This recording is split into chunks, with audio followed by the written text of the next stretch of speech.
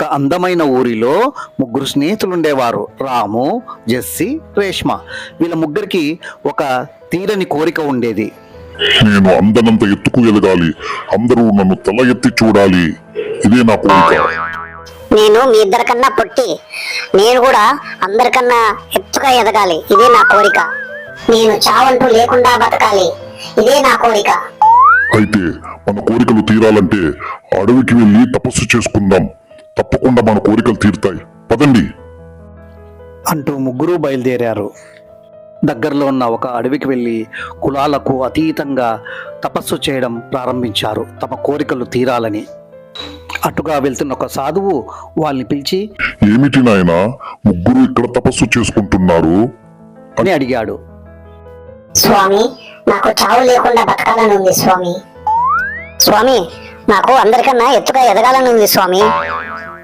స్వామి, నన్ను అందరూ తల ఎత్తి చూసేలా గర్వంగా బతకాలనుంది స్వామి. అయితే నీకు ఒక మంత్రించిన పండును ఇస్తాను, దాన్ని రేపు సూర్యోదయం తర్వాత తినండి, మీ కోరికలు తీరుతాయి అని చెప్పి వాళ్లకు పళ్ళను ఇచ్చాడు. ఇదిగో వినండి, ఇలాగా పళ్ళను ముందర పెట్టుకొని తినకుండా తెల్లవార్లు ఉండాలంటే నా వల్ల కాదు.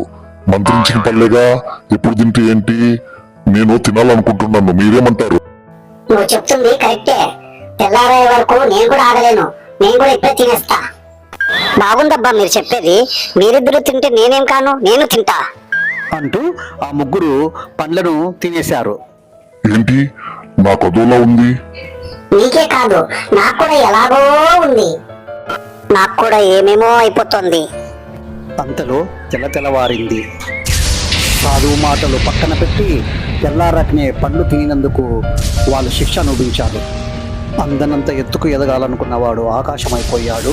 చావు లేకుండా బతకాలనుకున్న అమ్మాయి కొండగా మారిపోయింది. పొడుగ్గా మారాలనుకున్న అమ్మాయి చెట్టుగా మారిపోయింది. అటుగా వచ్చిన సాధువు వాళ్ళ ముగ్గురిని గమనించాడు. తొందరపాటుకు శిక్ష అనుభవిస్తున్నందుకు బాధపడ్డాడు. వినాశకాలే విపరీత బుద్ధి అనుకుంటూ వెళ్ళిపోయాడు.